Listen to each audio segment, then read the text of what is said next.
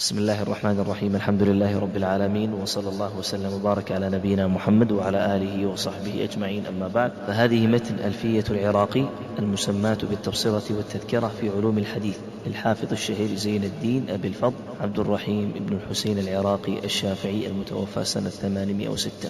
يقول راجي ربه المقتدر عبد الرحيم بن الحسين الأثري: من بعد حمد الله ذي الآلاء على امتنان جل عن إحصاء، ثم صلاة وسلام دائم على نبي الخير ذي المراحم. فهذه المقاصد المهمة توضح من علم الحديث رسمه، نظمتها تبصرة للمبتدي تذكرة للمنتهي والمسند، لخصت فيها ابن الصلاح أجمعه وزدتها علما تراه موضعه. فحيث جاء الفعل والضمير لواحد ومن له مستور، كما قال أو أطلقت لفظ الشيخ ما أريد إلا ابن الصلاح مبهما، وإن يكن لاثنين نحو التزما فمسلم مع البخاري هما. والله أرجو في أموري كلها معتصما في صعبها وسهلها. أقسام الحديث: وأهل هذا الشأن قسموا السنن إلى صحيح وضعيف وحسن. فالأول المتصل الإسناد بنقل عدل ضابط الفؤاد عن مثله من غير ما شذوذ وعلة قادحة فتوذي. وبالصحيح والضعيف قصدوا في ظاهر لا القطع، والمعتمد إمساكنا عن حكمنا على سند بأنه أصح مطلقا، وقد خاض به قوم فقيل مالك عن نافع بما رواه الناسك مولاه، واختر حيث عنه يسند الشافعي قلت وعنه أحمد. وجزم ابن حنبل بالزهري عن سالم أي عن أبيه البر. وقيل زين العابدين عن أبيه عن جده، وابن شهاب عنه به، أو فابن سيرين عن السلماني عنه، أو الأعمش عن ذي الشان النخعي عن ابن قيس علقمة عن ابن مسعود ولمن عممه. أصح كتب الحديث: أول من صنف في الصحيح محمد وخص بالترجيح، ومسلم بعد وبعض الغرب مع أبي علي فضلوا ذا لو نفع، ولم يعماه ولكن قلما عند ابن الأخرم منه قد فاتهما ورد. لكن قال يحيى البر لم يفت الخمسة إلا النزر، وفيه ما فيه لقول الجعفي أحفظ منه 10,000 وعله أراد بالتكرار لها وموقوف. وفي البخاري 4,000 والمكرر فوق 3 ألوفا ذكروا. الصحيح الزائد على الصحيحين: وخذ زيادة الصحيح إذ تنص صحته، أو من مصنف يخص بجمعه نحو ابن حبان الزكي وابن خزيمة وكالمستدرك على تساهل. وقال من فرد به فذاك حسن ما لم يرد بعلة، والحق أن يحكم بما يليق والبستي يدان الحاكما. المستخرجات: واستخرجوا على الصحيح كأبي عوانة ونحوه، واجتنبي عزوك ألفاظ المتون لهما إذ خالفت لفظا ومعنى ربما. وما تزيد فاحكما بصحته فهو مع العلو من فائدته، والأصل يعني البيهقي ومن عزا، وليت إذ زاد الحميدي ميزا. مراتب الصحيح: وأرفع الصحيح مرويهما ثم البخاري فمسلم، فما شرطهما حوا فشرط الجعفي، فمسلم فشرط غير يكفي. وعنده التصحيح ليس يمكن في عصرنا، وقال يحيى ممكن. حكم الصحيحين والتعليق: واقطع بصحة لما قد أسندا كذا له، وقيل ظنا ولدا محققيهم قد عزاه النووي. وفي الصحيح بعض شيء قد روي مضعف ولهما بلا سند أشياء، فإن يجزم فصحح أو ورد ممرضا فلا، ولكن يشعر بصحة الأصل له كيذكر. وإن يكن أول الإسناد حذف مع صيغة الجزم فتعليقا عرف، ولو إلى آخره. أما الذي لشيخه عزاب قال فكذي، عنعنة كخبر المعازف، لا تصغ لابن حزم المخالف. نقل الحديث من الكتب المعتمدة، وأخذ متن من كتاب لعمل أو احتجاج حيث ساغ قد جعل عرضا له على أصول يشترط. وقال يحيى النووي أصل فقط، قلت ولابن خير امتناع جزم سوى مرويه إجماع. القسم الثاني الحسن، والحسن المعروف مخرجا وقد اشتهرت رجاله بذاك حد، حمد. وقال الترمذي ما سلم من الشذوذ مع راو ما اتهم بكذب ولم يكن فردا ورد. قلت وقد حسن بعض من فرد، وقيل ما ضعف قريب محتمل فيه وما بكل ذا حد حصل. وقال بان لي بإمعان النظر أن له قسمين كل قد ذكر، قسما وزاد كونه ما عللا ولا بنكر أو شذوذ شملا. والفقهاء كلهم يستعمله، والعلماء الجل منهم يقبله، وهو بأقسام الصحيح ملحق حجية وإن يكن لا يلحق.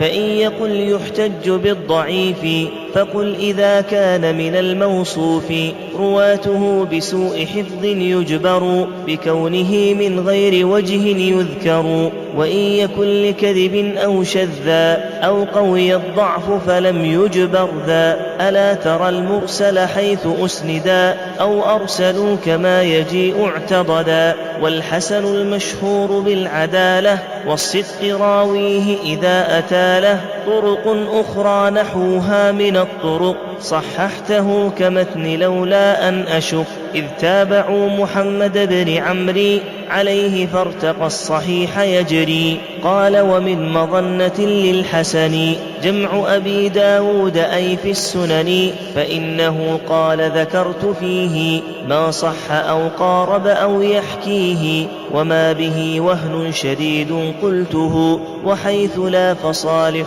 خرجته. فما به ولم يصحح وسكت عليه عنده له الحسن ثبت. وابن رشيد قال وهو متجه قد يبلغ الصحة عند مخرجه. وللإمام اليعمري إنما قول أبي داود يحكي مسلما، حيث يقول جملة الصحيح لا توجد عند مالك والنبلاء، فاحتاج أن ينزل في الإسناد إلى يزيد بن أبي زياد ونحوه. وإن يكن ذو السبق قد فاته أدرك باسم الصدق، هلا قضى على كتاب مسلم بما قضى عليه بالتحكم. والبغوي إذ قسم المصابح إلى الصحاح والحسان جانحا، أن الحسان ما رووه في السنن رد عليه إذ بهما غير الحسن. كان أبو داود أقوى ما وجد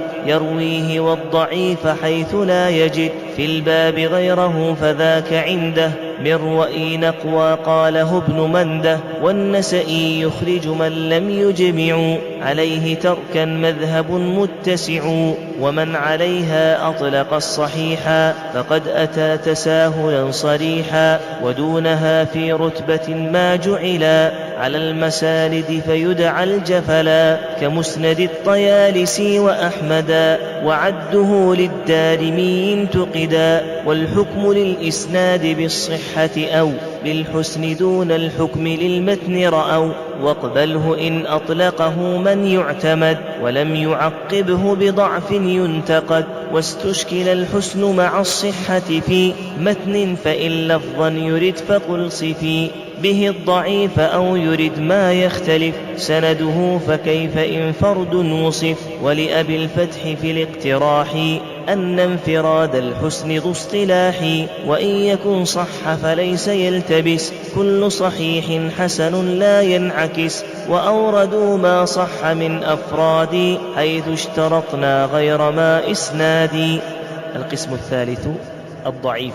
أما الضعيف فهو ما لم يبلغ مرتبة الحسن وإن بسط بغي، ففاقد شرط قبول قسم، واثنين قسم غيره وضم، سواهما فثالث وهكذا، وعد لشرط غير مبدوء فذا قسم سواها، ثم زد غير الذي قدمته ثم على ذا فاحتذي. وعده البستي فيما أوعى ل49 نوعا.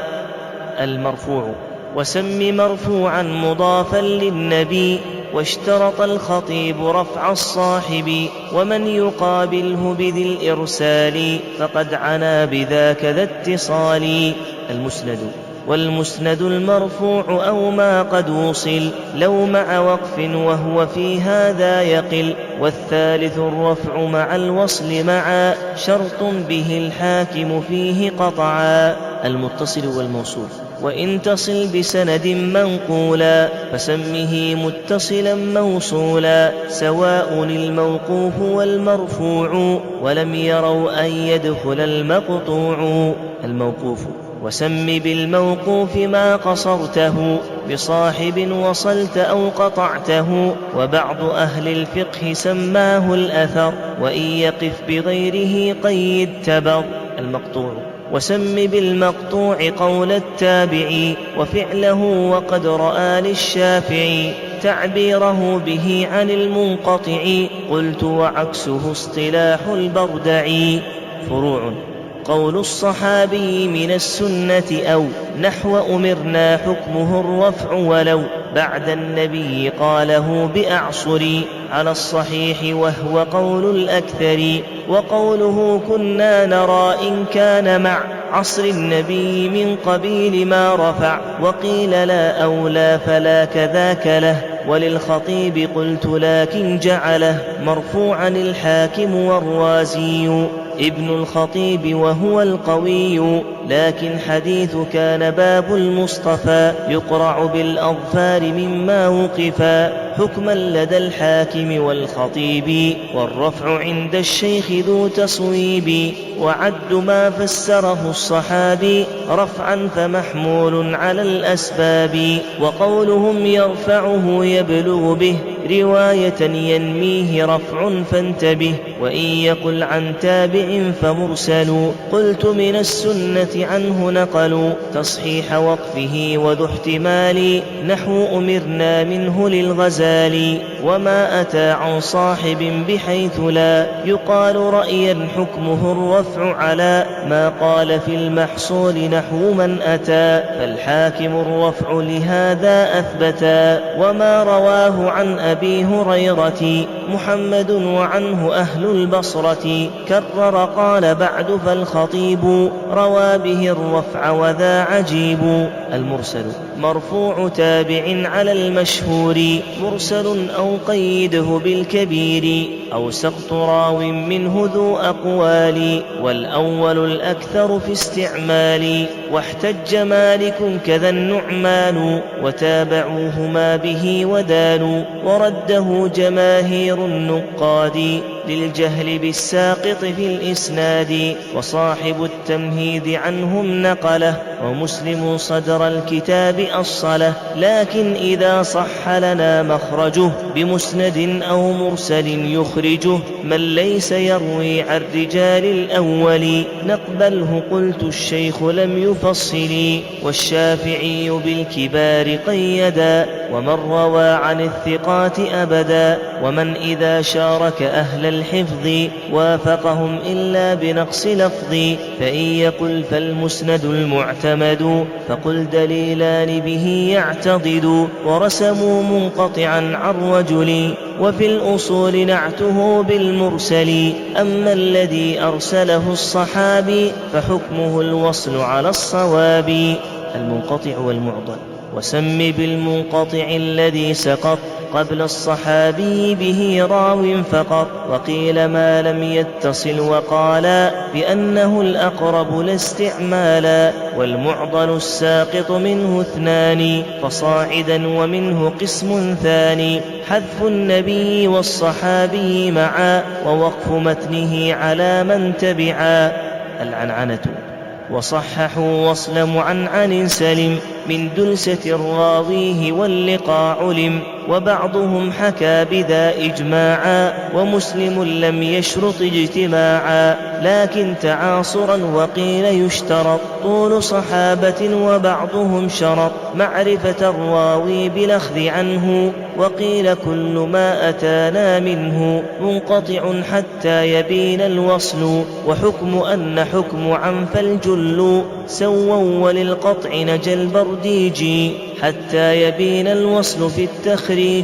قال ومثله رأى ابن شيبة كذا له ولم يصوب صوبه. قلت الصواب أن من أدرك ما رواه بالشرط الذي تقدما يحكم له بالوصل كيفما روى بقال أو عن أو بأن فسوا. وما حكى عن أحمد بن حنبل وقول يعقوب على ذا نزلي، وكثر استعمال عن في ذا الزمن إجازة وهو بوصل ما قمن. تعارض الوصل والإرسال أو الرفع والوقف. واحكم لوصل ثقة في الأظهر، وقيل بل إرساله للأكثر، ونسب الأول للنظار أن صححوه وقضى البخاري لوصل لا نكاح إلا بولي مع كون من أرسله كالجبل. وقيل الأكثر وقيل الأحفظ، ثم فما إرسال عدل يحفظ يقدح في أهلية الواصل أو مسنده على الأصح. ورأوا أن الأصح الحكم للرفع ولو من واحد في ذا وذاك ما حكوا. التدليس تدليس الإسناد كمن يسقط من حدثه ويرتقي بعن وأن، وقال يوهم اتصالا واختلف في أهله فالرد مطلقا ثقف. والأكثرون قبلوا ما صرحا ثقاتهم بوصله وصححا، وفي الصحيح عده كالأعمش وكهشيم بعده وفتشي. وذمه شعبة ذو الرسوخ ودونه التدليس للشيوخ، أن يصف الشيخ بما لا يعرف به وذا بمقصد يختلف، فشره للضعف واستصغارا وكالخطيب يوهم استكثارا. والشافعي أثبته بمروتي قلت وشرها أخو التسوية. الشاذ وذو الشذوذ ما يخالف الثقة فيه الملا فالشافعي حققه، والحاكم الخلاف فيه ما اشترط وللخليل مفرد الراوي فقط. ورد ما قال بفرد الثقة كالنهي عن بيع الولا والهبة. وقول مسلم روى الزهري 90 فردا كلها قوي، واختار فيما لم يخالف أن من يقرب من ضبط ففرده حسن أو بلغ الضبط فصحح أو بعد عنه فمما شذ فاطرحه ورد. المنكر والمنكر الفرد كذا البرديجي أطلق، والصواب في التخريج إجراء تفصيل لدى الشذوذ مر، فهو بمعناه كذا الشيخ ذكر نحو كل البلح بالتمر الخبر. ومالك سمى ابن عثمان عمر قلت فما ذاب الحديث نزعه خاتمه عند الخلا ووضعه. الاعتبار والمتابعات والشواهد. الاعتبار سبرك الحديث هل شارك راو غيره فيما حمل عن شيخه، فإن يكن شورك من معتبر به فتابع، وإن شورك شيخه ففوق فكذا. وقد يسمى شاهدا ثم إذا متن بمعناه أتى فالشاهد، وما خلا عن كل ذا مفارد. مثاله لو أخذوا إهابها فلفظة الدباغ ما أتى بها عن عمرو إلا بن عيينة، وقد توبع عمرو في الدباغ فاعتضد. ثم وجدنا أيما إهاب فكان فيه شاهد في الباب. زيادة الثقات.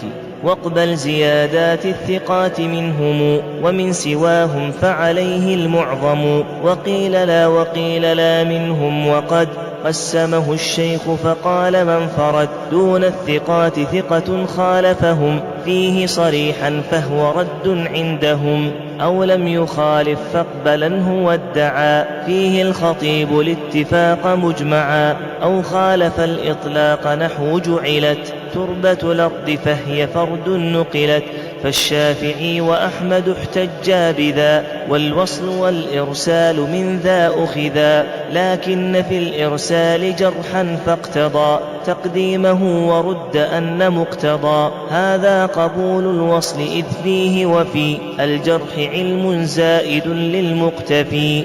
الأفراد: الفرد قسمان ففرد مطلقا وحكمه عند الشذوذ سبقا، والفرد بالنسبة ما قيدته بثقة أو بلد ذكرته أو عن فلان نحو قول القائل لم يروه عن بكر إلا وائل، لم يروه ثقة إلا ضمرة، لم يرو هذا غير أهل البصرة، فإن يريدوا واحدا من أهلها تجوزا فاجعله من أولها، وليس في أفراده النسبية ضعف لها من هذه الحيثية، لكن إذا قيد ذاك بالثقة فحكمه يقرب مما أطلقه.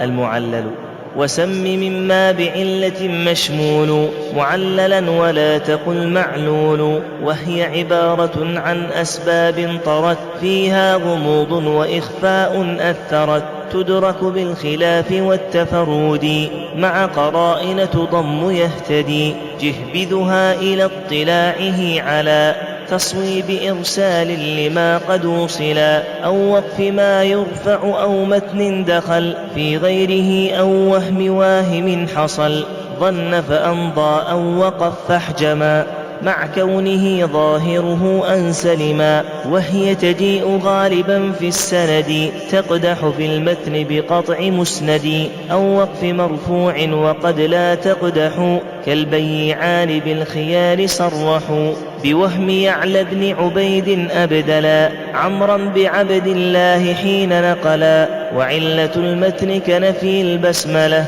إذ ظن راو نفيها فنقله، وصح أن أنسا يقول لا أحفظ شيئا فيه حين سئلا، وكثر التعليل بالإرسال للوصل إن يقوى على اتصال، وقد يعلون بكل قدح فسق وغفلة ونوع جرح، ومنهم من يطلق اسم العلة لغير قادح كوصل ثقة، يقول معلول صحيح كالذي يقول صح مع شذوذ نحتذي، والنسخ سمى الترمذي علة، فإن يرد في عمل فاجنح له.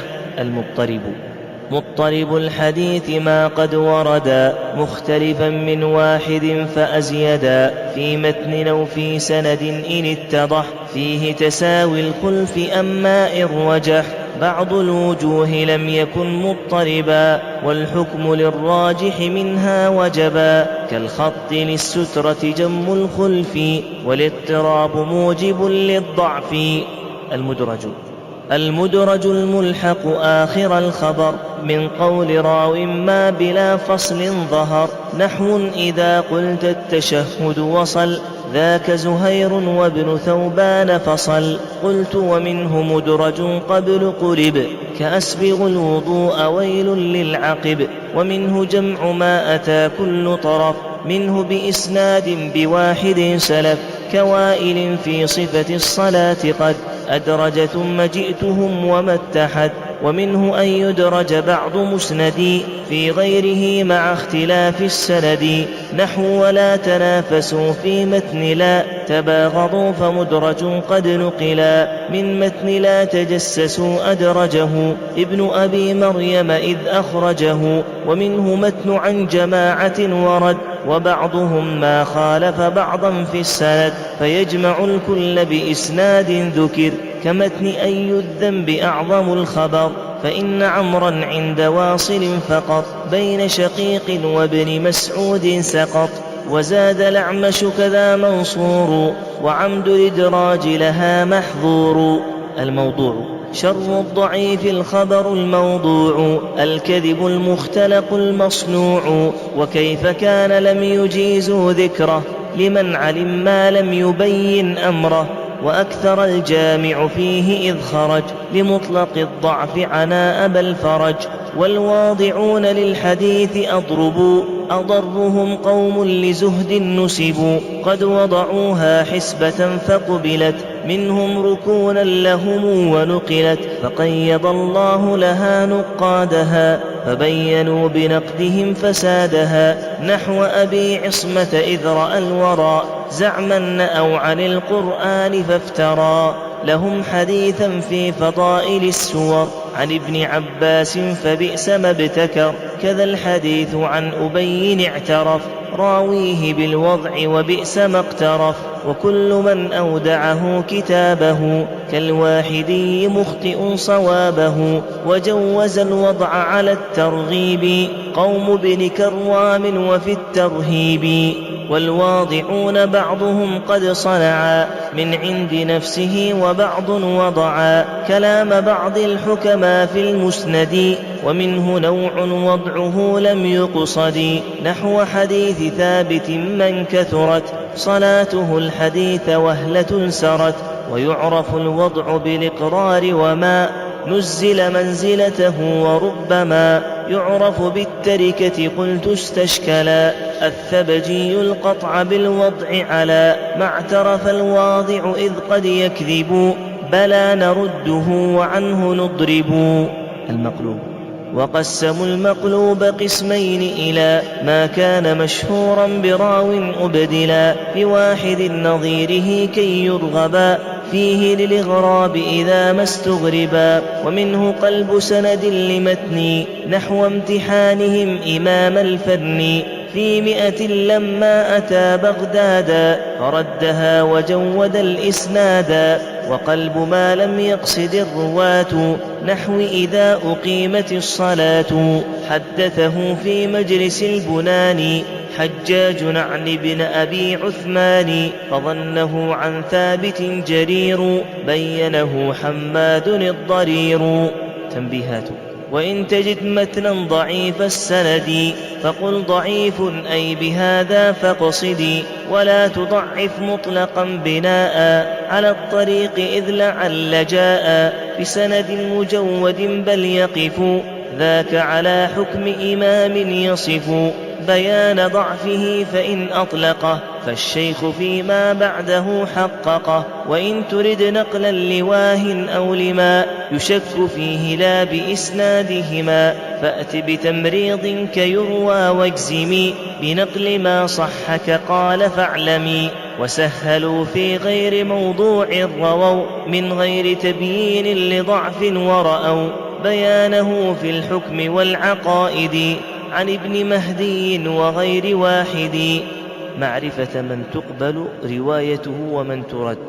أجمع جمهور أئمة الأثر والفقه في قبول ناقل الخبر بأن يكون ضابطا معدلا، أن يقظا ولم يكن مغفلا، يحفظ إن حدث حفظا يحوي كتابه إن كان منه يروي، يعلم ما في اللفظ من إحالة إن يروي بالمعنى وفي العدالة، بأن يكون مسلما ذا عقل قد بلغ الحلم سليم الفعل، من فسق أو خرم مروءة، ومن زكاه عدلان فعدل مؤتمن، وصحح اكتفاؤهم بالواحد جرحا وتعديلا خلاف الشاهد، وصححوا استغناء ذي الشهرة عن تزكية كمالك النجم السنن، ولابن عبد البر كل من عني بحمله العلم ولم يوهني، فإنه عدل بقول المصطفى يحمل هذا العلم لكن خولفا،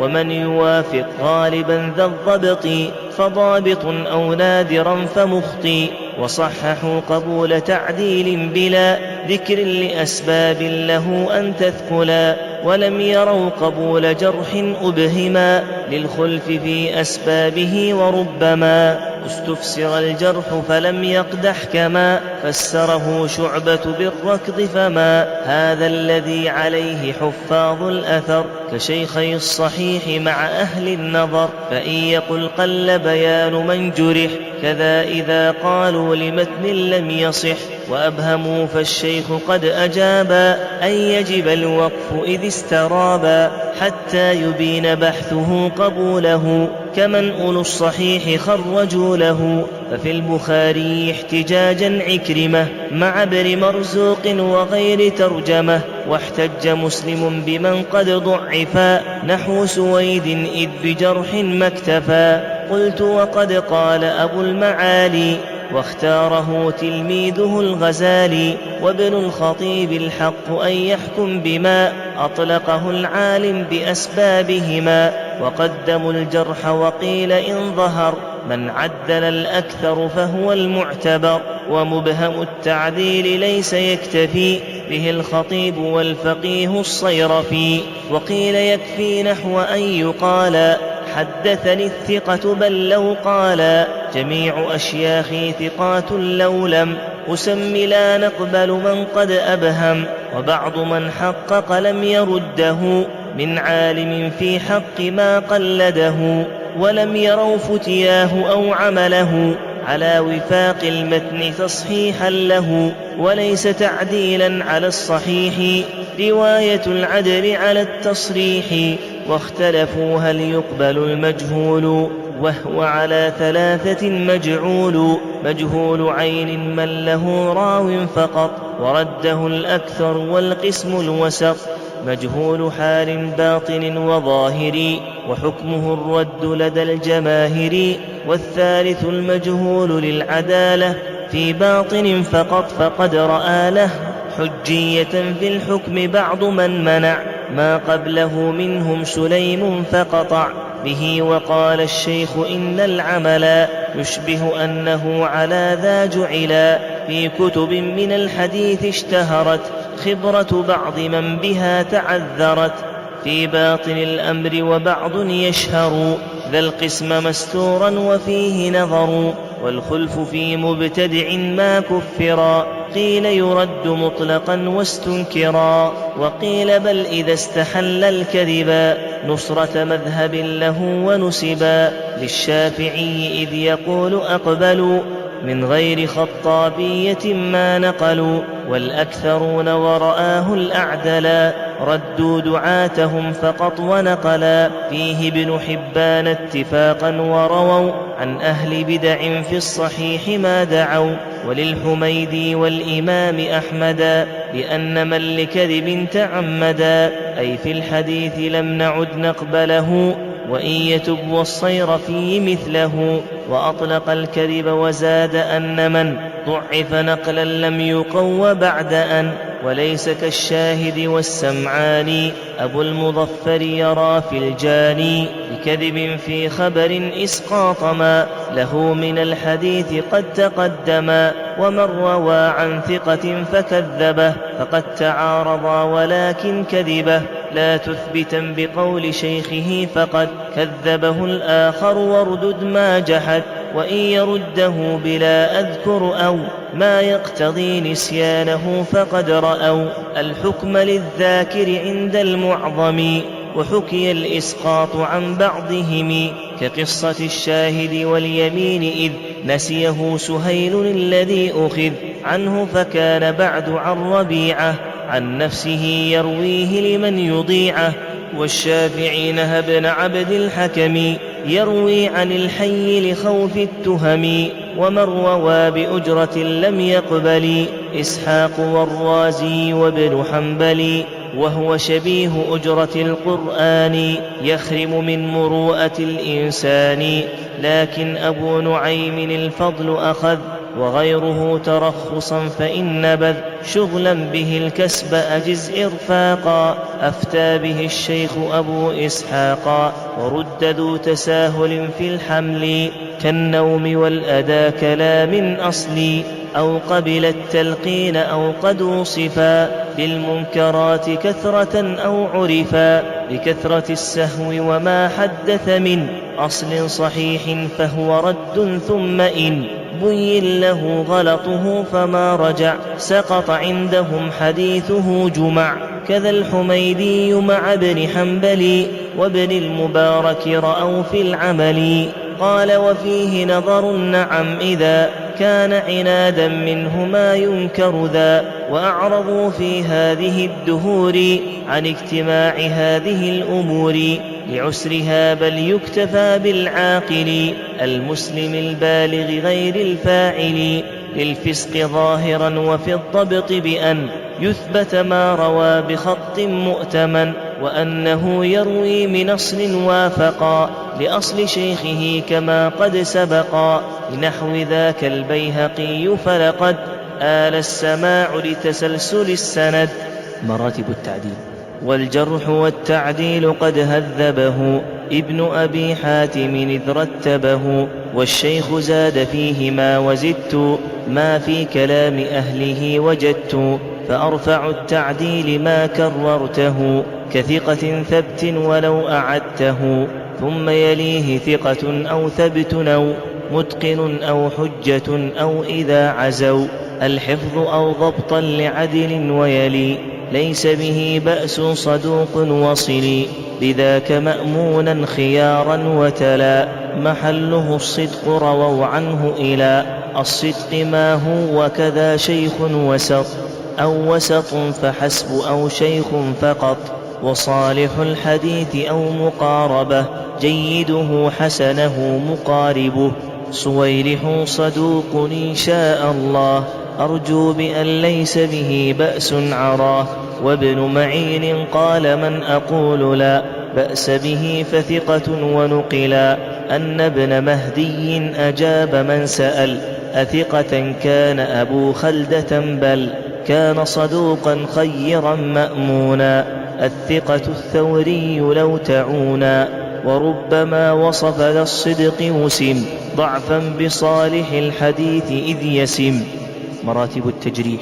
وأسوأ التجريح كذاب يضع يكذب وضاع ودجال وضع، وبعدها متهم بالكذب وساقط وهالك فاجتنبي، وذاهب متروك أو فيه نظر وسكتوا عنه به لا يعتبر، وليس بالثقة ثم ردا حديثه كذا ضعيف جدا، واهم بمرة وهم قد طرحوا حديثه وارم به مطرح، ليس بشيء لا يساوي شيئا ثم ضعيف، وكذا إن جيء بمنكر الحديث أو مضطربه واه وضعفوه لا يحتج به، وبعدها فيه مقال ضعف وفيه ضعف تنكر وتعرف، ليس بذاك بالمتين بالقوي بحجة بعمدة بالمرضي، للضعف ما هو فيه خلف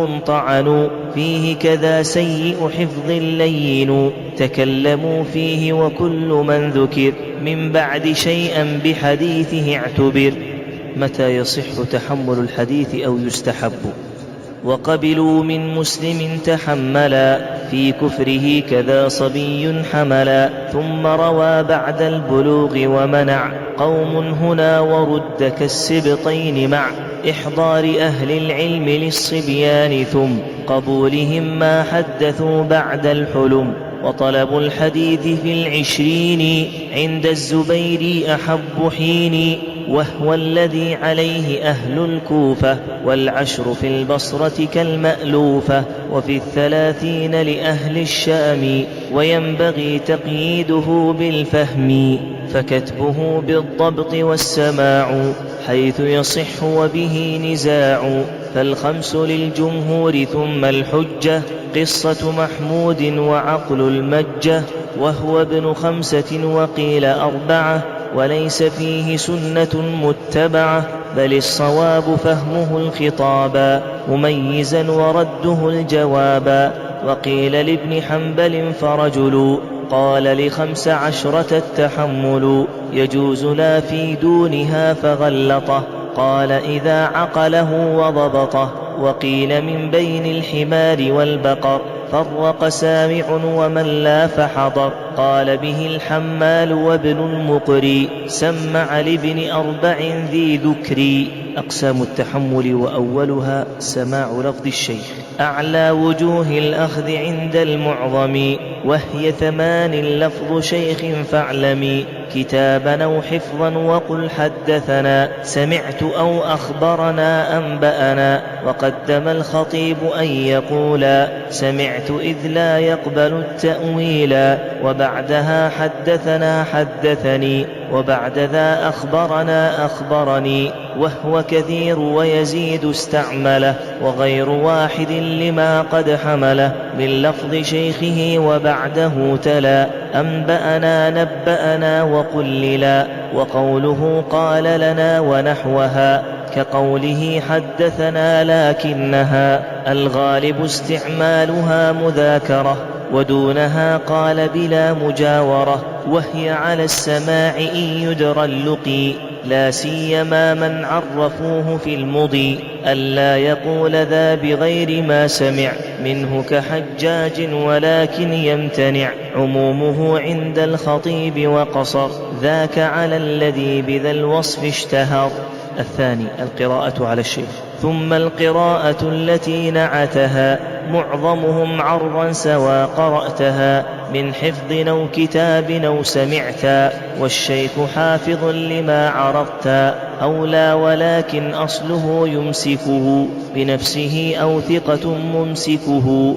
قلت كذا إن ثقة ممن سمع يحفظه مع استماع فاقتنع، وأجمعوا أخذا بها وردوا نقل الخلاف وبه ما اعتدوا، والخلف فيها هل تساوي الأولا أو دونه أو فوقه، فنقلا عن مالك وصحبه ومعظم كوفة والحجاز أهل الحرم، مع البخاري هما سيان وابن أبي ذئب مع النعمان، قد رجح العرض وعكسه أصح، وجل أهل الشرق نحوه جنح، وجودوا فيه قرأت أو قري مع وأنا أسمع ثم عبري، بما مضى في أول مقيدا قراءة عليه حتى منشدا، أنشدنا قراءة عليه لا سمعت، لكن بعضهم قد حللا، ومطلق التحديث والإخبار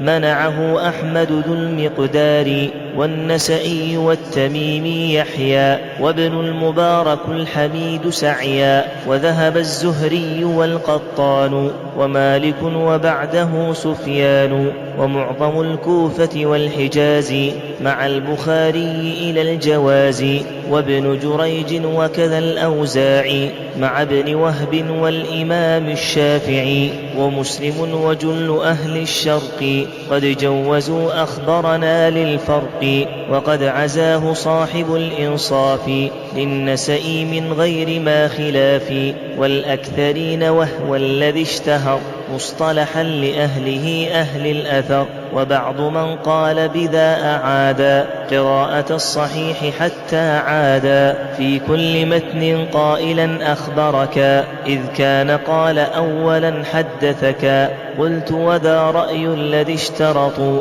إعادة الإسناد وهو شطط. تفريعات.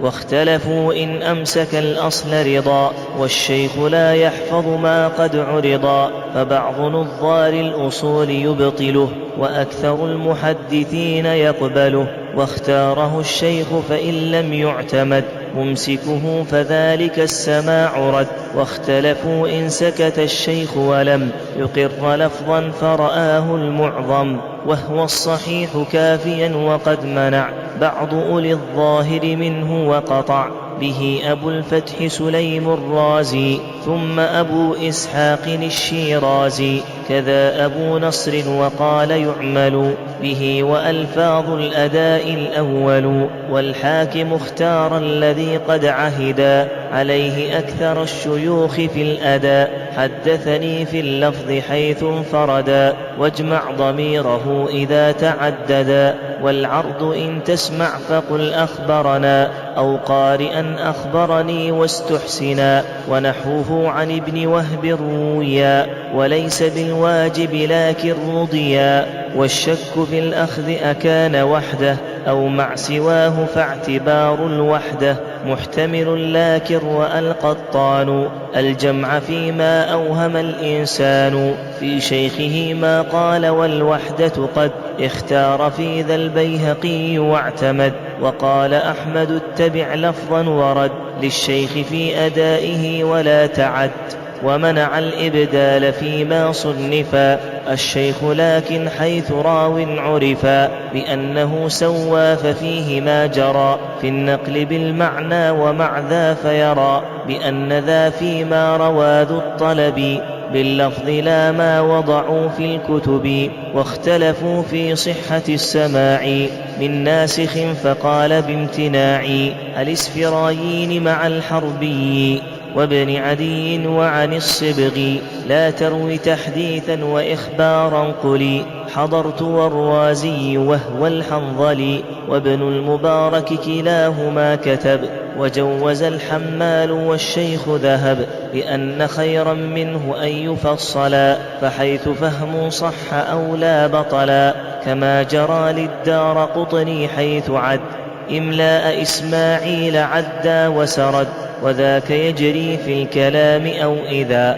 أينما حتى خفي البعض كذا إن بعد السامع ثم يحتمل في الظاهر الكلمتان أو أقل وينبغي للشيخ أن يجيز مع إسماعه جبرا لنقص إن وقع قال ابن عتاب ولا غنى عن إجازة مع السماع تقرا وسئل ابن حنبل إن حرفا أدغمه فقال أرجو يعفى لكن أبو نعيم الفضل منع في الحرف يستفهمه فلا يسع إلا بأن يروي تلك الشاردة عن مفهم ونحوه عن زائدة وخلف ابن سالم قد قالنا إذ فاته حدث من حدثنا من قول سفيان وسفيان اكتفى بلفظ مستمن عن المملك اقتفى كذاك حماد بن زيد أفتى استفهم الذي يليك حتى رووا عن الأعمش كنا نقعد للنخع فربما قد يبعد البعض لا يسمعه فيسأل البعض عنه ثم كل ينقل وكل ذا تساهل وقولهم يكفي من الحديث شمه فهم عنوا إذا أول شيء سئلا عرفه وما عنوا تسهلا وإن يحدث من وراء ستري عرفته بصوت أو ذي خبري صح وعن شعبة لا تروي لنا إن بلالا وحديث أمنا ولا يضر سامعا أن يمنعه الشيخ أن يروي ما قد سمعه كذلك التخصيص أو رجعت ما لم يقل أخطأت أو شككت. الثالث الإجازة ثم الإجازة تلي السماعا ونوعت ل9 أنواعا أرفعها بحيث لا مناولة تعيينه المجاز والمجازلة وبعضهم حكى اتفاقهم على جواز ذا وذهب الباجي إلى نفي الخلاف مطلقا وهو غلط قال والاختلاف في العمل قط ورده الشيخ بأن للشافعي قولان فيها ثم بعض تابعي مذهبه القاضي الحسين منعا وصاحب الحاوي به قد قطعا قالا كشعبة ولو جازت إذن لبطلت رحلة طلاب السنن وعن أبي الشيخ مع الحربي إبطالها كذاك للسجزي لكن على جوازها استقرا عملهم والأكثرون طرا قالوا به كذا وجوب العمل بها وقيل لا كحكم المرسل والثاني أن يعين المجازلة دون المجاز وهو أيضا قبله جمهورهم رواية وعملا والخلف أقوى فيه مما قد خلا والثالث التعميم في المجاز له وقد مال إلى الجواز مطلقا الخطيب وابن منده ثم أبو العلاء أيضا بعده وجاز للموجود عند الطبري والشيخ للإبطال مال فاحذري وما يعم مع وصف حصري كالعلماء يومئذ بالثغر فإنه إلى الجواز أقرب قلت عياض قال لست أحسب في ذا اختلافا بينهم ممن يرى إجازة لكونه منحصرا والرابع الجهل بمن أجيز له أو ما أجيزك أجزت أزفله بعض سماعاتي كذا إن سمى كتابا أو شخصا وقد تسمى به سواه ثم لما يتضح مراده من ذاك فهو لا يصح. أما المسمون مع البيان فلا يضر الجهل بالأعيان وتنبغي الصحة إن جملهم من غير عد وتصفح لهم. والخامس التعليق في الإجازة بمن يشاؤها الذي أجازه أو غيره معينا والأولى أكثر جهلا وأجاز الكلا. معا أبو يعلى الإمام الحنبلي مع ابن عمروس وقالا ينجلي الجهل إذ يشاؤها والظاهر بطلانها أفتى بذاك طاهر. قلت وجدت ابن أبي خيثمة أجاز كالثانية المبهمة وإن يقل من شاء يروي قربا ونحوه الأزدي مجيزا كتبا. أما أجزت لفلان إن يرد فالأظهر الأقوى الجواز فاعتمد. والسادس الإذن لمعدوم تبع كقوله أجزت لفلان مع أولاده ونسله وعقبه حيث أتوا أو خصص المعدوم به وهو أوهى وأجاز الأولا ابن أبي داود وهو مثلا للوقف لكن أبا الطيب رد كليهما وهو الصحيح المعتمد. كذا أبو نصر وجاز مطلقا عند الخطيب وبه قد سبقا من ابن عمروس مع الفراء وقد رأى الحكم على استواء في الوقف في صحته من تبعا أبا حنيفة ومالكا معا. والسابع الإذن لغير أهلي للأخذ عنه كافر أو طفل غير مميز وذا الأخير رأى أبو الطيب والجمهور. ولم أجد في كافر نقلا بلا بحضرة المزي تترا فعلا ولم أجد في الحمل أيضا نقلا وهو من المعدوم أولى فعلا. وللخطيب لم أجد من فعله قلت رأيت بعضهم قد سئله مع أبويه فأجاز ولعل ما الصفح الأسماء فيها إذ فعل. وينبغي البناء على ما ذكروا هل يعلم الحمل وهذا أظهر. والثامن الإذن بما سيحمله الشيخ والصحيح أنا نبطله وبعض عصري عياض بذله وابن مغيث لم يجب من سأله. وإن يقل أجزته ما صح له أو سيصح فصحيح عمله. الدار قطني وسواه أو حذف يصح جاز الكل حيث ما عرف.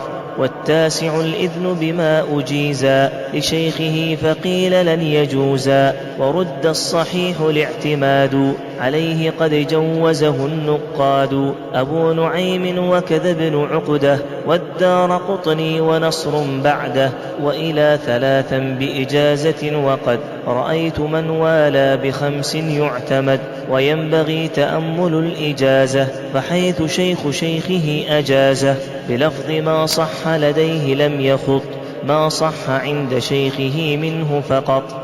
لفظ الإجازة وشرطها أجزته ابن فارس قد نقله وإنما المعروف قد أجزت له.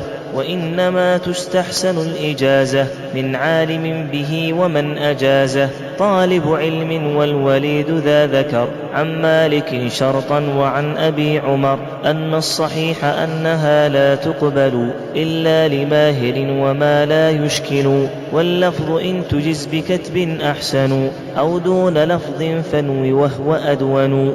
الرابع المناولة ثم المناولات إما تقترن بالإذن أولى فالتي فيها أذن أعلى الإجازات وأعلاها إذا أعطاه ملكا فإعارة كذا أن يحضر الطالب بالكتاب له عرضا وهذا العرض للمناولة والشيخ ذو معرفة فينظره ثم يناول الكتاب محضره يقول هذا من حديثي فروه وقد حكوا عن مالك ونحوه بأنها تعادل السماع، وقد أبى المفتون ذا امتناعا. إسحاق والثوري مع النعمان والشافعي وأحمد الشيباني وابن المبارك وغيرهم رأوا بأنها أنقص، قلت قد حكوا إجماعهم بأنها صحيحة معتمدا وإن تكن مرجوحة. أما إذا ناول واستردا في الوقت صح والمجاز أدى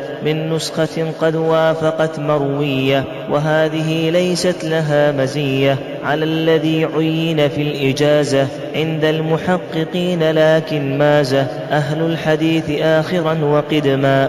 أما إذا ما الشيخ لم ينظر ما أحضره الطالب لكن اعتمد، من أحضر الكتاب وهو معتمد صح وإلا بطل استيقانا.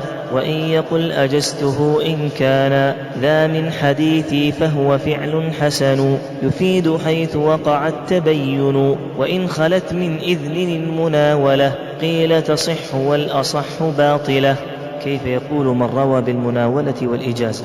واختلفوا في من رووا ما نولا، فمالك وابن شهاب جعلا إطلاقه حدثنا وأخبرا، يسوغ وهو لائق بمن يرى العرض كالسماع بل أجازه بعضهم في مطلق الإجازة. والمرزباني وأبو نعيم أخبر، والصحيح عند القوم تقييده بما يبين الواقعا، إجازة تناولا هما معا. أذن لي أطلق لي أجازني، سوغ لي أباح لي ناولني. وإن أباح الشيخ للمجازي إطلاقه لم يكف في الجواز. وبعضهم أتى بلفظ موهم، شافه لي كتب لي فما سلم. وقد أتى بخبر الأوزاعي فيها ولم يخل من النزاع. ولفظ أن اختاره الخطابي وهو مع الإسناد ذو اقتراب. وبعضهم يختار في الإجازة أنبأنا كصاحب الوجازة، واختاره الحاكم فيما شافه بالإذن بعد عرضه مشافهة. واستحسنوا للبيهقي مصطلحا أنبأنا إجازة فصرحا. وبعض من تأخر استعمل عن إجازة وهي قريبة لمن سماعه من شيخه فيه يشك، وحرف عن بينهما فمشترك. وفي البخاري قال لي فجعله حيريهم للعرض والمناولة. السادس إعلام الشيخ. وهل لمن أعلمه الشيخ بما يرويه أن يرويه فجزما بمنعه الطوسي وذا المختار، وعدة كابن جريج صاروا إلى الجواز، وابن بكر نصره وصاحب الشامل جزما ذكره. بل زاد بعضهم بأن لو منعه لم يمتنع كما إذا قد سمعه، ورد كاسترعاء من يحمل لكن إذا صح عليه العمل. السابع الوصية بالكتاب. وبعضهم أجاز للموصالة بالجزء من راو قضى أجله يرويه أو لسفر أراده، ورد ما لم يرد الوجادة. الثامن الوجادة. ثم الوجادة وتلك مصدر وجدته مولدا ليظهر تغاير المعنى، وذاك أن تجد بخط من عاصرت أو قبل عهد ما لم يحدثك به ولم يجز، فقل بخطه وجدت واحترز. إن لم تثق بالخط قل وجدت عنه أو اذكر قيل أو ظننت، وكله منقطع والأول قد شيب وصلا وقد تسهل فيه بعن قال وهذا دلسه، يقبح إن أوهم أن نفسه حدثه به وبعض أدى حدثنا أخبرنا وردا. وقيل في العمل إن المعظما لم يره وبالوجوب جزما بعض المحققين وهو الأصوب، ولابن إدريس الجواز نسبوا. وإن يكن بغير خطه فقل قال ونحوها، وإن لم يحصل بالنسخة الوثوق قل بلغني، والجزم يرجى حله للفطن. كتابة الحديث وضبطه.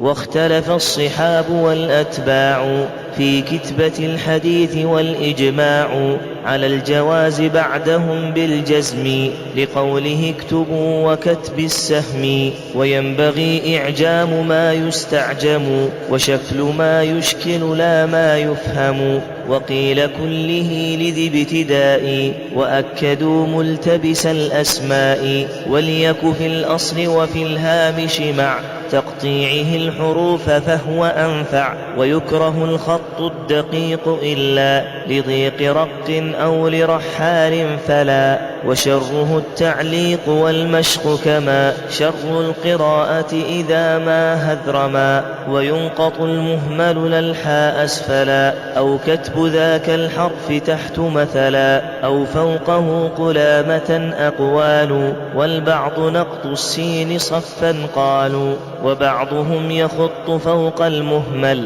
وبعضهم كالهمز تحت يجعل. وإن أتى برمز راو ميزا مراده واختير ألا يرمزا. وتنبغي الدارة فصلا وارتضى إغفالها الخطيب حتى يعرضا. وكرهوا فصل مضاف اسم الله منه بسطر إن يناف ما تلاه. واكتب ثناء الله والتسليما مع الصلاة للنبي تعظيما. وإن يكن أسقط في الأصل وقد خولف في سقط الصلاة أحمد. وعله قيد بالرواية مع نطقه كما رووا حكاية. والعنبري وابن المديني بيضا لها لإعجال وعاد عوضا. واجتنب الرمز لها والحذفا منها صلاة أو سلاما تكفى. المقابلة. ثم عليه العرض بالأصل ولو إجازة أو أصل الشيخ أو فرع مقابل. وخير العرض مع أستاذه بنفسه إذ يسمع. وقيل بل مع نفسه واشترطا بعضهم هذا وفيه غلطا. ولينظر السامع حين يطلب في نسخة وقال يحيى يجب. وجوز الأستاذ أن يروي من غير مقابل وللخطيب إن بين والنسخ من أصل. وليزد صحة نقل ناسخ فالشيخ قد شرطه ثم اعتبر ما ذكرا في أصل الأصل لا تكن مهورا. تخريج الساقط. ويكتب الساقط وهو اللحق حاشية إلى اليمين يلحق ما لم يكن آخر سطر. وليكن لفوق والسطور أعلى فحسن. وخرجا للسقط من حيث سقط منعطفا له وقيل صل بخط. وبعده اكتب صح أو زد رجعا أو كرر الكلمة لم تسقط معا. وفيه لبس ولغير الأصل خرج بوسط كلمة المحل. ولعياض لا تخرج ضببي أو صححا لخوف لبس وأبي. التصحيح والتمريض وهو التضبيب. وكتبوا صح على المعرض للشك إن نقلا ومعنى ارتضي. ومرضوا فضببوا صادا تمد فوق الذي صح ورودا وفسد. وضببوا في القطع والإرسال وبعضهم في الأعصر الخوالي. يكتب صادا عند عطف الأسماء توهم تضبيبا كذاك إذ ما يختصر التصحيح بعض يوهم. وإنما يميزه من يفهم. الكشط والمحو وهو الضرب. وما يزيد في الكتاب يبعد كشطا ومحوا وبضرب أجود. وصله بالحروف خطا أولى مع عطفه أو كتب لا ثم إلى أو نصف دارة وإلا صفرا في كل جانب. وعلم سطرا سطرا إذا ما كثرت سطوره أولى. وإن حرف أتى تكريره فأبق ما أول سطر ثم ما آخر سطر ثم ما تقدما. أو استجد قولان ما لم يضف أو يوصف أو نحوهما فألفي. العمل في اختلاف الروايات.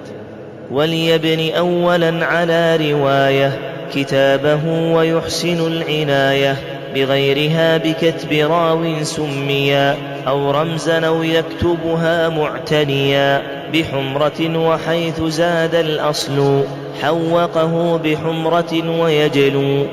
الإشارة بالرمز. واختصروا في كتبهم حدثنا على ثنا أولى وقيل دثنا، واختصروا أخبرنا على أنا أو أرنا والبيهقي أنبنا. قلت ورمز قال إسنادا يرد قافا وقال الشيخ حذفها عهد خطا ولا بد من النطق كذا قيل له وينبغي النطق بذا. وكتبوا عند انتقال من سند لغيره حا وانطقا بها وقد رأى الرهاوي بأن لا تقرأ وأنها من حائل وقد رأى بعض أولي الغرب بأن يقولا مكانها الحديث قط وقيلا بل حاء تحويل وقال قد كتب مكانها صح فحا منها انتخب. كتابة التسميع. ويكتب اسم الشيخ بعد البسملة والسامعين قبلها مكملة مؤرخا أو جنبها بالطروة أو آخر الجزء وإلا ظهره بخط موثوق بخط عرفا ولو بخطه لنفسه كفى إن حضر الكل وإلا استملا من ثقة صح شيخ أملا. وليعر المسمى به إن يستعر وإن يكن بخط مالك سطر فقد رأى حفص وإسماعيل كذا الزبير فرضها إذ سيل إذ خطه على الرضا به دل كما على الشاهد ما تحمل. وليحذر المعار تطويلا وأن يثبت قبل عرضه ما لم يبن. صفة رواية الحديث وأدائه. وليروي من كتابه وإن عري من حفظه فجائز للأكثر. وعن أبي حنيفة المنع كذا عن مالك والصيدلاني وإذا رأى سماعه ولم يذكر فعن نعمان المنع. وقال ابن الحسن مع أبي يوسف ثم الشافعي والأكثرين بالجواز الواسع. وإن يغب وغلبت سلامته جازت لدى جمهورهم روايته. كذلك الضرير والأمي لا يحفظان يضبط المرضي ما سمعا والخلف في الضرير أقوى وأولى منه في البصير. الرواية من الأصل. وليروي من أصل أو المقابل به ولا يجوز بالتساهل مما به اسم شيخه أو أخذا عنه لدى الجمهور وأجاز ذا أيوب والبرسان قد أجازه ورخص الشيخ مع الإجازة. وإن يخالف حفظه كتابه وليس منه فرأوا صوابه الحفظ مع تيقن والأحسن الجمع كالخلاف ممن يتقن. الرواية بالمعنى. وليروي بالألفاظ من لا يعلم مدلولها وغيره فالمعظم أجاز بالمعنى وقيل للخبر والشيخ في التصنيف قطعا قد حضر. وليقل الراوي بمعنى أو كما قال ونحوه كشك أبهما. الاقتصار على بعض الحديث. وحذف بعض المتن فامنع أو أجز أو إن أتم أو لعالم ومز ذا بالصحيح إن يكن ما اختصره منفصلا عن الذي قد ذكره وما لذي تهمة أن يفعله فإن أبى فجاز ألا يكمله. أما إذا قطع في الأبواب فهو إلى الجواز ذو اقتراب. التسميع بقراءة اللحان والمصحف. وليحذر اللحان والمصحفا على حديثه بأن يحرفا فيدخلا في قوله من كذبا فحق النحو على من طلبا. والأخذ من أفواههم للكتب أدفع للتصحيف فاسمع وادأبي. إصلاح اللحن والخطأ. وإن أتى في الأصل لحن أو خطأ فقيل يروى كيف جاء غلظا. ومذهب المحصلين يصلح ويقرأ الصواب وهو الأرجح في اللحن لا يختلف المعنى به، وصوب الإبقاء مع تطبيقه، ويذكر الصواب جانبا كذا، عن أكثر الشيوخ نقلا أخذا، والبدء بالصواب أولى وأسد، وأصلح الإصلاح من متن ورد، وليأت في الأصل ما لا يكثر، كابن وحرف حيث لا يغير، والسقط يدرى أن من فوق أتى به يزاد بعد يعني مثبتا، وصحح استدراك ما درس في كتابه من غيره إن يعرف صحته من بعض متن أو سند، كما إذا ثبته من يعتمد، وحسنوا البيان كالمستشكل كلمة في أصله فليسأل. اختلاف ألفاظ الشيوخ. وحيث من أكثر من شيخ سمع متنا بمعنى لا بلفظ فقنع، بلفظ واحد وسمى الكل صح، عند مجيز النقل معنى ورجح، بيانه مع قال أو مع قالا، وما ببعض ذا وذا وقالا، اقتربا في اللفظ أو لم يقل، صح لهم والكتب إن تقابل، بأصل شيخ من شيوخه فهل يسمي الجميع مع بيانه احتمل. الزيادة في نسب الشيخ. والشيخ إن يأتي ببعض نسب من فوقه فلا تزد واجتنبي، إلا بفصل نحوه أو يعني، أو جئ بأن وانسبن المعني، أما إذا الشيخ أتم النسبا في أول الجزء فقط فذهبا، الأكثرون لجواز أن يتم ما بعده، والفصل أولى وأتم. الرواية من النسخ التي إسنادها واحد، والنسخ التي بإسناد قطو تجديده في كل متن أحوط، والأغلب البدء به ويذكر ما بعده مع وبه، والأكثر جوز أن يفرد بعضا بالسند لآخذ كذا، والإفصاح أسد، ومن يعيد سند الكتاب مع آخره احتاط وخلفا ما رفع. تقديم المتن مثله أو نحوه.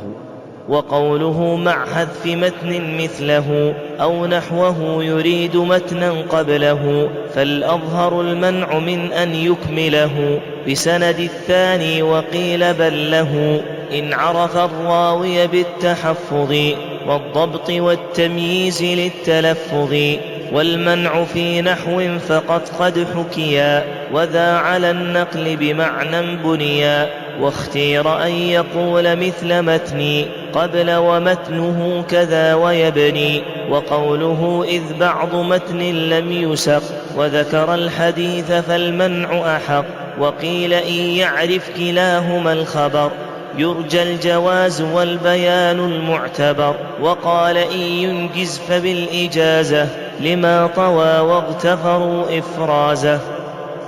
إبدال الرسول بالنبي وعكسه. وإن رسول بنبي أبدلا فالظاهر المنع كعكس فعلا، وقد رجى جوازه ابن حنبل والنووي وصوبه وهو جلي. السماع على نوع من الوهن أو عن رجلين. ثم على السامع بالمذاكرة بيانه كنوع وهن خامرة، والمتن عن شخصين واحد جرح لا يحسن الحذف له لكن يصح، ومسلم عنه كنا فلم يوف، والحذف حيث وثقا فهو أخف، وإن يكن عن كل راو قطعة أجز بلا ميز بخلط جمعة، مع البيان كحديث الإفك، وجرح بعض مقتض للترك، وحذف واحد من الإسناد في الصورتين امنع للازدياد. آداب المحدث.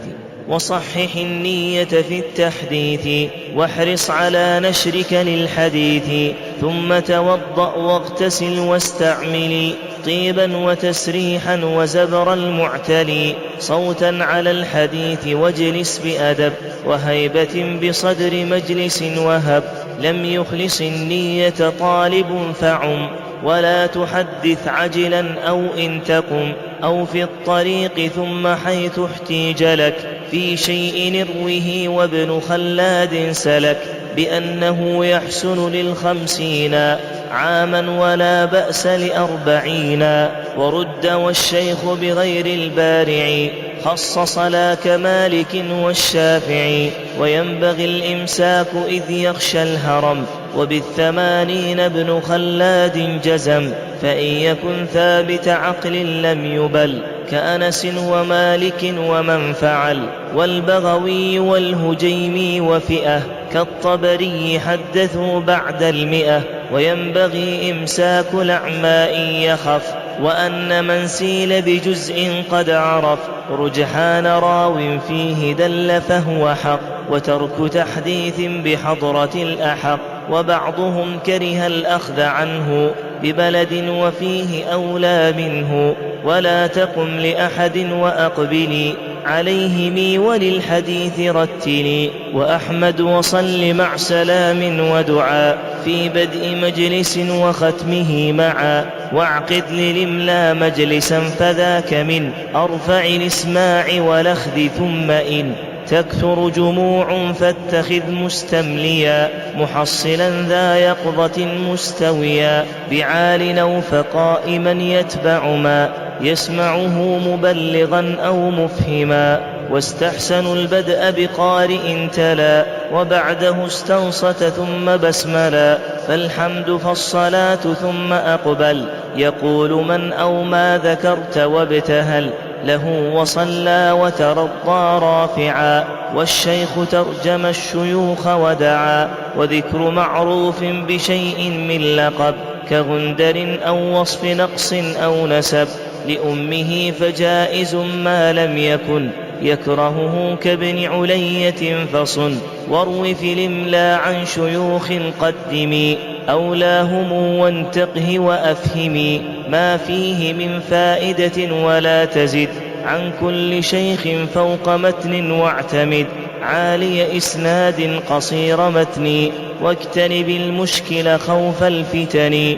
واستحسن الإنشاد في الأواخر بعد الحكايات مع النوادر. وإن يخرج للرواة متقن مجالس الإملاء فهو حسن. وليس بالإملاء حين يكمل غنى عن العرض لزيغ يحصل. آداب طالب الحديث، أو نقول آداب طالب الحديث. وأخلص النية في طلبك وجد وابدأ بعوالي مصرك. وما يهم ثم شد الرحلا لغيره ولا تساهل حملا. واعمل بما تسمع في الفضائل والشيخ بجله ولا تثاقل عليه تطويلا بحيث يضجر. ولا تكن يمنعك التكبر أو الحيا عن طلب. واجتنبي كتم السماع فهو لؤم. واكتبي ما تستفيد عاليا ونازلا لا كثرة الشيوخ صيتا عاطلا. ومن يقل إذا كتبت قمشي ثم إذا رويته ففتشي فليس من ذا والكتاب تممي سماعه لا تنتخبه تندمي. وإن يضق حال عن استيعابه لعارف أجاد في انتخابه أو قصر استعان ذا حفظ فقد كان من الحفاظ من له يعد. وعلموا في الأصل إما خطا أو همزتين أو بصاد أو طاء. ولا تكن مقتصرا أن تسمعا وكتبه من دون فهم نفعا. واقرأ كتابا في علوم الأثر كابن الصلاح أو كذا المختصر. وبالصحيحين ابدأ ثم السنن والبيهقي ضبطا وفهما ثم ثن بما اقتضته حاجة من مسند أحمد والموطأ الممهد. وعلل وخيرها لأحمدا والدار قطني والتواريخ غدا من خيرها الكبير للجعفي والجرح والتعديل للرازي. وكتب المؤتلف المشهور والأكمل الإكمال للأمير. واحفظه بالتدريج ثم ذاكري به والاتقان اصحبا وبادري. إذا تأهلت إلى التأليف تمهر وتذكر وهو في التصنيف طريقتان جمعه أبوابا أو مسندا تفرده صحابا وجمعه معللا كما فعل يعقوب أعلى رتبة وما كمل وجمعوا أبوابا أو شيوخا أو تراجما أو طرقا وقد رأوا كراهة الجمع لذي تقصير كذاك الإخراج بلا تحرير. العالي والنازل. وطلب العلو سنة وقد فضل بعضنا النزول وهو رد وقسموه 5 فالأول قرب من الرسول وهو الأفضل إن صح الإسناد وقسم القرب إلى إمام وعلو النسب بنسبة للكتب 6 إذ ينزل متن من طريقها أخذ فإن يكن في شيخه وقد وافقه مع علو فهو الموافقة أو شيخ شيخه كذاك فالبدل وإن يكن ساواه عدا قد حصل فهو المساواة وحيث راجحه الأصل بالواحد فالمصافحة ثم علو قدم الوفاة أما العلو لا مع التفات لآخر فقيل لل50 أو 30 مضت سنين ثم علو قدم السماع وضده النزول كالأنواع وحيث ذم فهو ما لم يجبر والصحة العلو عند النظر. الغريب والعزيز والمشهور. وما به مطلقا الواو انفرد فهو الغريب وابن مندة فحد بالانفراد عن إمام يجمع حديثه فإن عليه يتبع من 1 و2 فالعزيز أو فوق فمشهور وكل قد رأوا منه الصحيح والضعيف ثم قد يغرب مطلقا أو إسنادا فقد كذلك المشهور أيضا قسموا لشهرة مطلقة كالمسلم من سلم الحديث والمقصور على المحدثين من مشهور قنوته بعد الركوع شهرا ومنه ذو تواتر مستقرا في طبقاته كمتن من كذب فوق 60 رووه والعجب بأن من رواته لل10 وخص بالأمرين فيما ذكره الشيخ عن بعضهم قلت بلى مسح الخفاف وابن مندة إلى 10 رفع اليدين نسبا ونيفوا عن 100 من كذبا. غريب ألفاظ الحديث.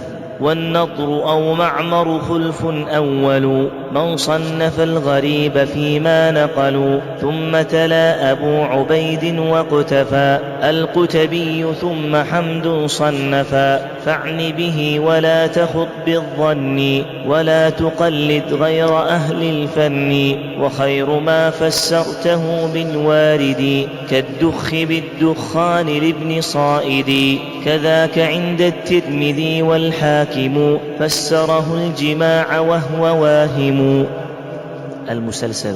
مسلسل الحديث ما تواردا فيه الرواة واحدا فواحدا حالا لهم أو وصف متن أو سند كقول كلهم سمعت فاتحد وقسمه إلى 8 مثل وقل ما يسلم ضعفا يحصل ومنه ذو نقص بقطع السلسلة كأولية وبعض وصله. الناسخ والمنسوخ. والنسخ رفع الشارع السابق من أحكامه بلاحق وهو قمن أن يعتنى به وكان الشافعي ذا علمه ثم بنص الشارع أو صاحب أو عرف التاريخ أو أجمع تركا بان نسخ ورأوا دلالة الإجماع لن نسخ به كالقتل في رابعة بشربه. التصحيف. والعسكري والدار قطني صنفا فيما له بعض الرواة صحفا في المتن كالصولي 6 غير شيئا أو الإسناد كابن الندر صحف فيه الطبري قالا بذر بالباء ونقط ذالا، وأطلقوا التصحيف فيما ظهرا، كقوله احتجم مكان احتجرا. وواصل بعاصم والأحدب، بأحور تصحيف سمع لقبوا. وصحف المعنى إمام عنزة، ظن القبيل بحديث العنزة. وبعضهم ظن سكون نونه، فقال شاة خاب في ظنونه. مختلف الحديث. والمتن إن نافاه متن آخر، وأمكن الجمع فلا تنافروا. كمتن لا يورد مع لا عدوى، فالنفي للطبع وفر عدوى. أولى فإن نسخ بدا فاعمل به، أولى فرجح واعملا بالأشبه. خفي الإرسال والمزيد في الإسناد. وعدم السماع واللقاء، يبدو به الإرسال ذو الخفاء. كذا زيادة اسم راو في السند، إن كان حذفه بعن فيه ورد. وإن بتحديث أتى فالحكم له، مع احتمال كونه قد حمله عن كل إلا حيث ما زيد وقع، وهما وفي ذين الخطيب قد جمع. معرفة الصحابة. رأي النبي مسلما ذو صحبة، وقيل إن طالت ولم يثبت. وقيل من أقام عاما أو غزا، معه وذا لابن المسيب عزا. وتعرف الصحبة باشتهار نو، تواتر قول صاحب ولو قد ادعاها وهو عدل قبلا. وهم عدول قيل لا من دخلا، في فتنة والمكثرون 6. أنس بن عمر الصديقة، البحر جابر أبو هريرة. أكثرهم والبحر في الحقيقة، أكثر فتوى وهو وابن عمر. وابن الزبير وابن عمرو قد جرى، عليهم بالشهرة العبادلة.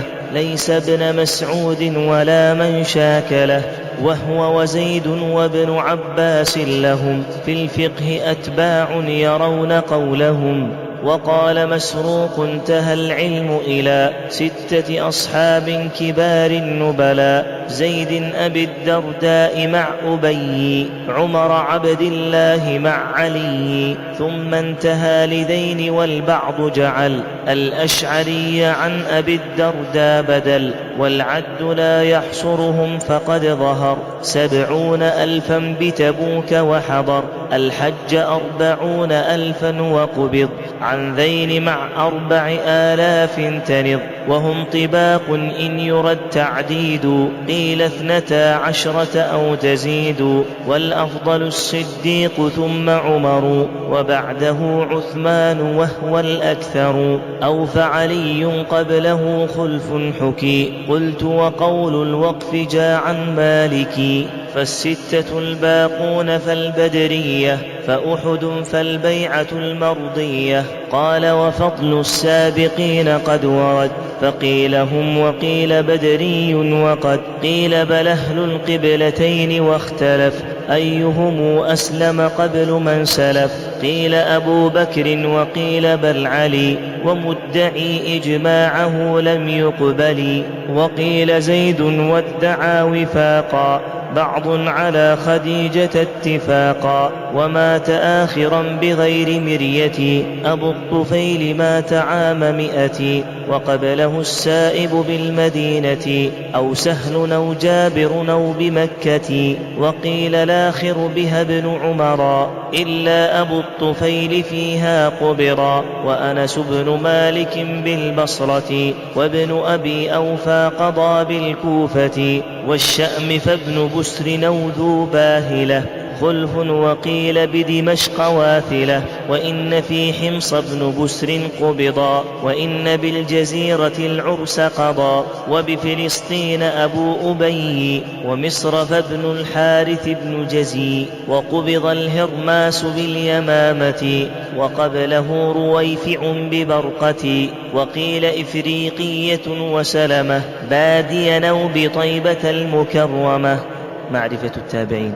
والتابع اللاقي لمن قد صحبا، وللخطيب حده أن يصحبا. وهم طباق قيل 15، أولهم رواة كل 10، وقيس الفرد بهذا الوصف، وقيل لم يسمع من ابن عوف.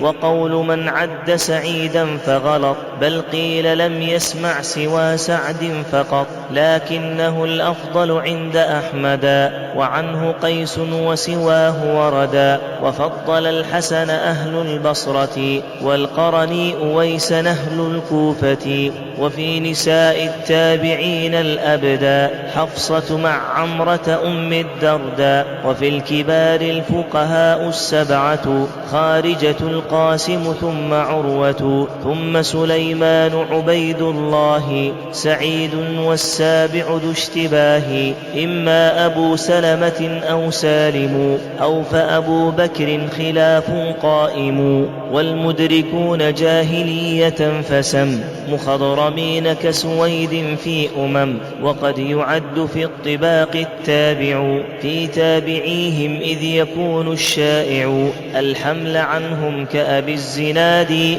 والعكس جاء وهو ذو فساد. وقد يعد تابعيا صاحب، كابن مقرن ومن يقارب. الأكابر عن الأصابع.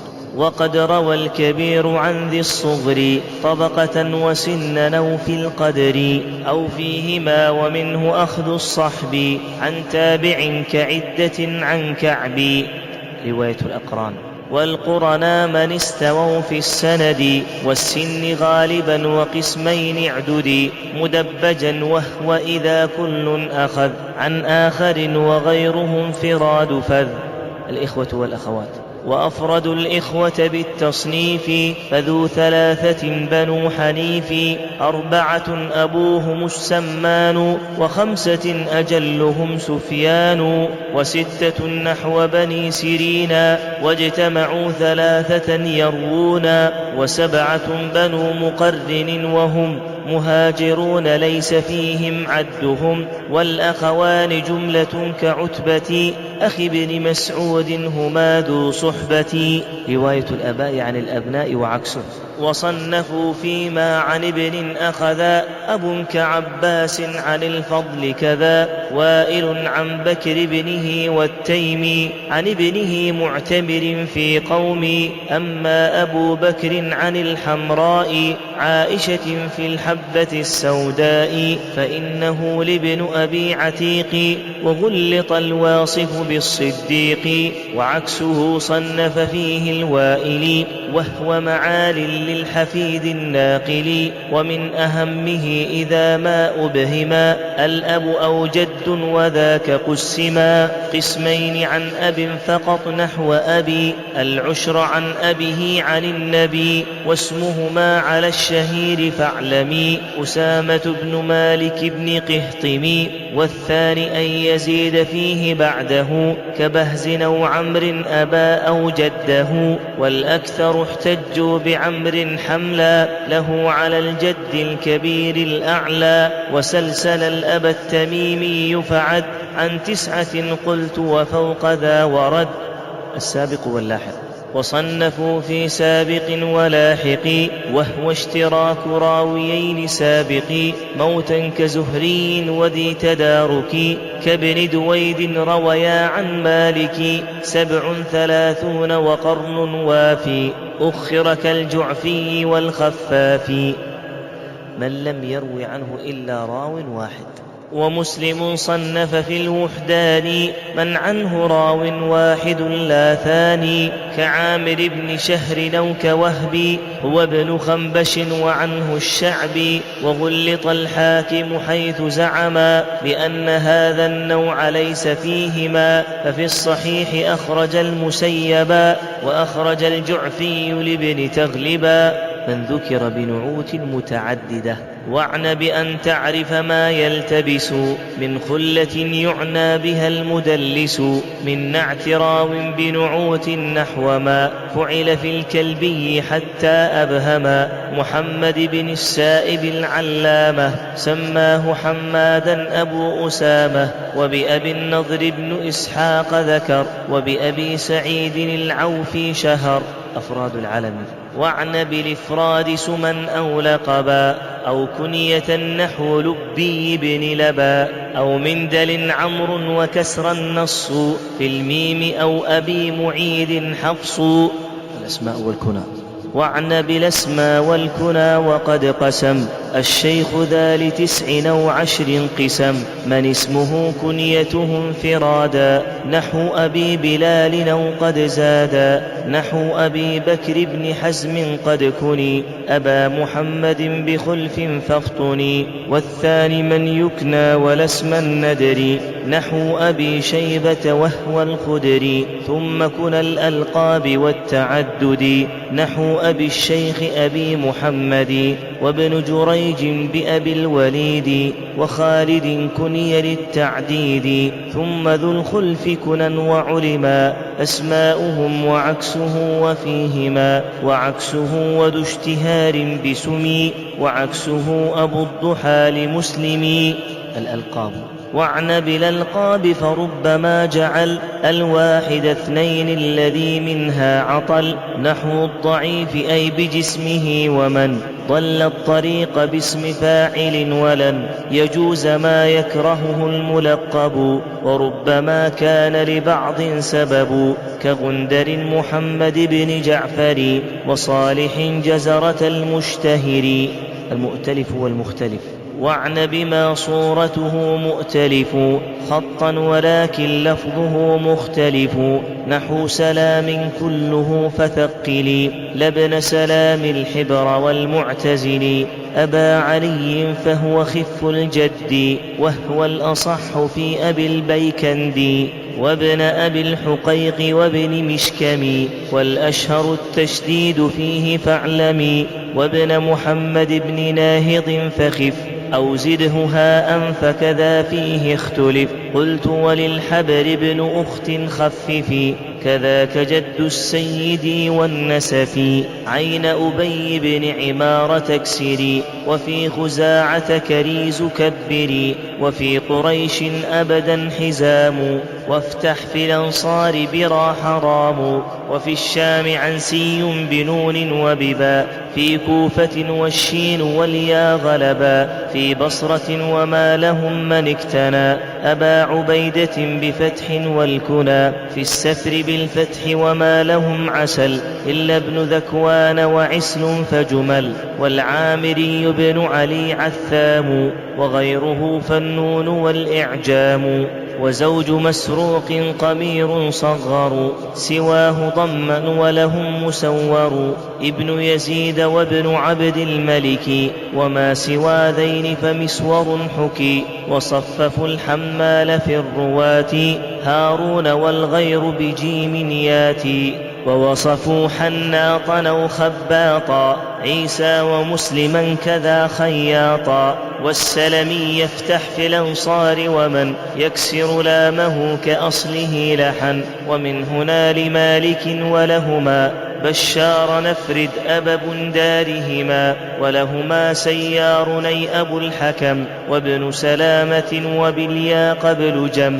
وابن سعيد بسر مثل المازني، وابن عبيد الله وابن محجن، وفيه خلف وبشيرا أعجمي، في ابن يسار وابن كعب واضممي، يسير ابن عمرو أو أسير، والنون في أبي قطن نسير، جد علي بن هشام بريد، وابن حفيد الأشعري بريد، ولهما محمد بن عرعرة ابن البرند فالأمير كسره، ذو كنية بمعشر والعالية براء نشتد وبجيم جارية، ابن قدامة كذاك وارد، يزيد قلت وكذاك الأسود، ابن العلا وابن أبي سفيان، عمرو فجد ذا وذا سيان، محمد بن خارم لا تهملي، والد ربعي حراش أهملي، كذا حريز الرحب وكنية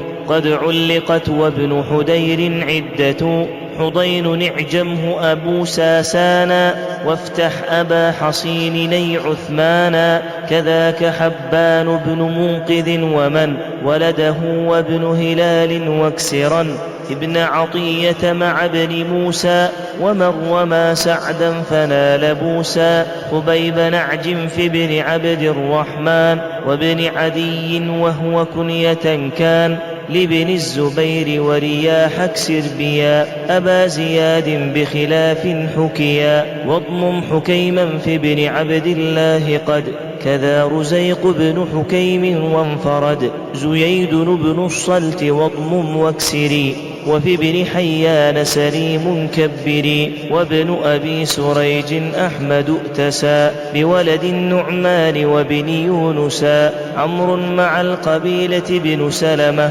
واختر بعبد الخالق بن سلمة والد عامر كذا السلماني وابن حميد وولد سفيان كلهم عبيدة مكبر لكن عبيد عندهم مصغر وافتح عبادة أبا محمد واضمم أبا قيس عبادا أفردي وعامر بجالة بن عبده كل وبعض بالسكون قيده عقير القبيل وابن خالد كذا أبو يحيى وقاف واقدي لهم كذا الأيلي للأبل قال سوى شيبان ورا فاجعلي بزار ننسب ابن صباح حسن وابن هشام خلفا ثم انسبا بالنون سالما وعبد الواحد ومالك بن الأوس نصريا يرد والتوزي محمد بن الصلت وفي الجرير ضم جيم يأتي في اثنين عباس سعيد وبحا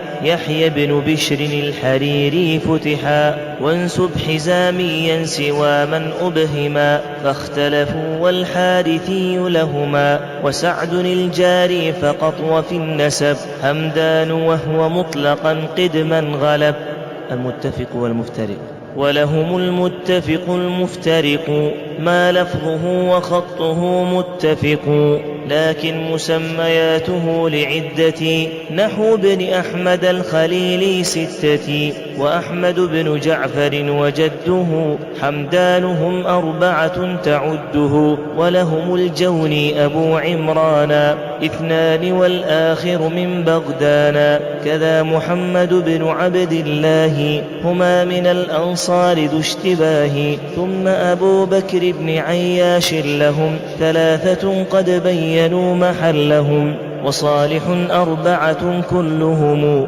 ابن أبي صالح اتباع هم ومنهما في اسم فقط ويشكل كنحو حماد إذا ما يهمل فإن يك ابن حرب أو عارم قد أطلقه فهو ابن زيد أو ورد عن التبوذكي أو عفان أو ابن منهال فذاك الثاني ومنهما في نسب كالحنفي قبيلا أو مذهبا أو بالياصف تلخيص المتشابه ولهم قسم من النوعين مركب متفق اللفظين في الاسم لكن أباه اختلفا أو عكسه أو نحوه وصنفا فيه الخطيب نحو موسى بن علي وابن علي وحنان الأسدي المشتبه المقلوب ولهم المشتبه المقلوب صنف فيه الحافظ الخطيب كابن يزيد الأسود الرباني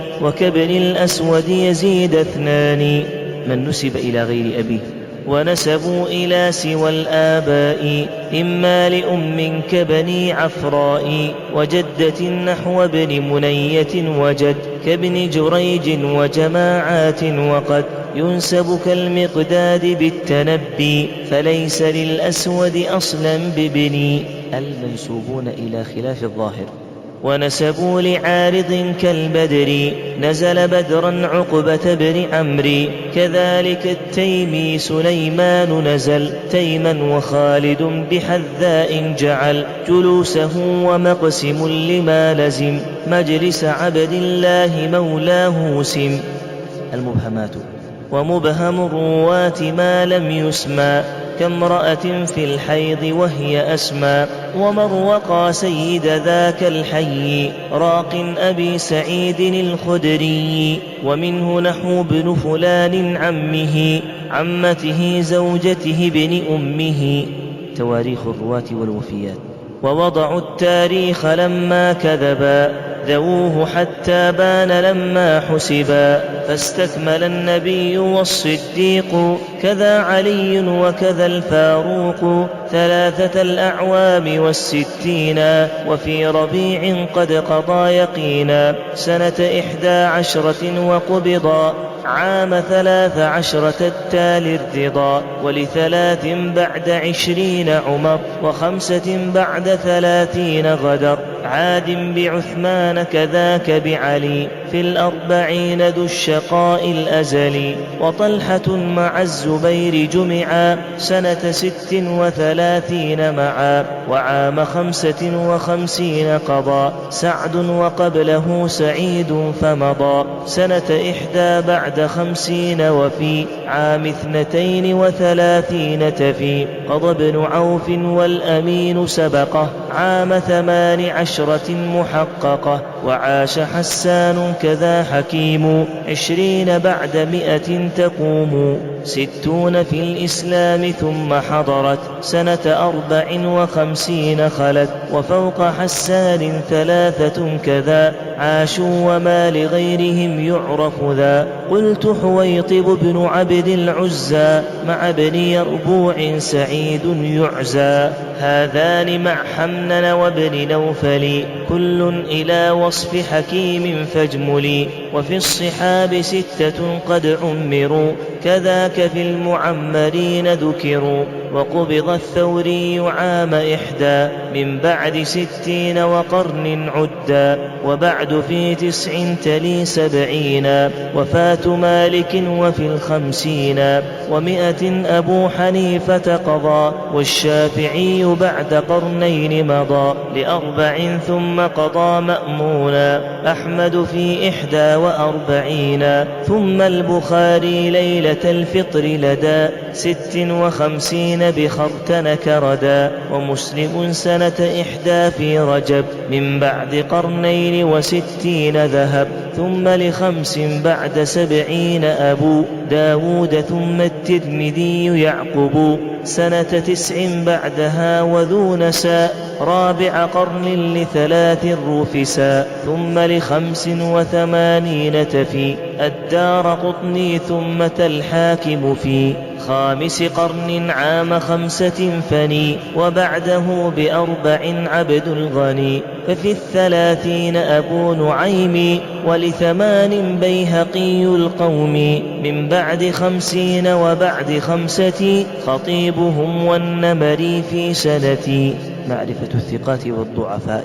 واعن بعلم الجرح والتعديل، فإنه المرقاة للتفصيل بين الصحيح والسقيم. واحذري من غرض فالجرح أي خطر، ومع ذا فالنصح حق. ولقد أحسن يحيى في جوابه وسد، لأن يكونوا خصماء لي أحب من كون خصم المصطفى إذ لم أذب. وربما رد كلام الجارح كالنسئ في أحمد بن صالح. فربما كان لجرح مخرج غطى عليه السخط حين يخرج.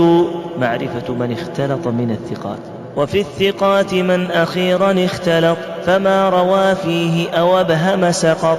نحو عطاء وهو ابن السائب، وكالجريري سعيد وأبي إسحاق. ثم ابن أبي عروبة، ثم الرقاشي أبي قلابة. كذا حسين السلمي الكوفي، وعارم محمد والثقفي. كذا ابن همام بصنعاء إذ عمي، والرأي فيما زعموا والتوأم. وابن عيينة مع المسعود، وآخرا حكوه في الحفيد. ابن خزيمة مع الغطريف، مع القطيع أحمد المعروف. طبقات الرواة. وللرواة طبقات تعرف بالسن والأخذ وكم مصنف يغلط فيها وابن سعد صنفا فيها ولكن كم روى عن ضعفا. الموالي من العلماء والرواة. وربما إلى القبيل ينسب مولى عتاقة وهذا الأغلب أو لولاء الحلف كالتيمي مالك أو للدين كالجعفي. وربما ينسب مولى المولى نحو سعيد بن يسار أصلا. أوطان الرواة وبلدانهم. وضاعت الأنساب في البلدان فنسب الأكثر للأوطان. وإن يكن في بلدتين سكنا فابدأ بالأولى وبثم حسنا. ومن يكن من قرية من بلدتي ينسب لكل وإلى الناحية. وكملت بطيبة الميمونة فبرزت من خدرها مصونة. فربنا المحمود والمشكور إليه منا ترجع الأمور. وأفضل الصلاة والسلام على النبي سيد الأنام.